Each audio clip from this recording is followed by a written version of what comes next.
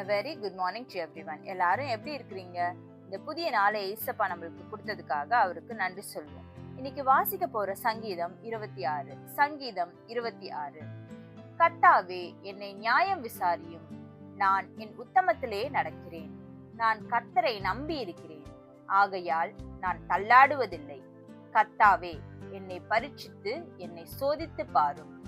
என் உள்ளிந்திரியங்களையும் என் இருதயத்தையும் புடமிட்டு பாரும். உம்முடைய கிருபை என் கண்களுக்கு முன்பாக இருக்கிறது. உம்முடைய சத்தியத்திலே நடந்து கொள்கிறேன். வீணரோடே நான் உட்காரவில்லை, வஞ்சகரிடத்தில் நான் சேருவதில்லை. பொல்லாதவர்களின் கூட்டத்தை பகைக்கிறேன், துன்மார்க்கரோடே உட்காரேன். கர்த்தாவே, நான் துதியின் சத்தத்தை தொனிக்க பண்ணி உம்முடைய அதிசயங்களை எல்லாம் விவரிப்பதற்காக நான் குற்றமில்லாமையிலே என் கைகளை கழுவி உம்முடைய பீடத்தை சுற்றி வருகிறேன். கர்த்தாவே, உமது ஆலயமாகிய வாசஸ்தலத்தையும் உமது மகிமை தங்கிய ஸ்தானத்தையும் வாஞ்சிக்கிறேன். என் ஆத்துமாவை பாவிகளோடும் என் ஜீவனை இரத்த பிரியரோடும் கூட வாரிக்கொள்ளாதேயும். அவர்கள் கைகளிலே தீவினை இருக்கிறது, அவர்கள் வலது கை பரிதானங்களால் நிலைந்திருக்கிறது.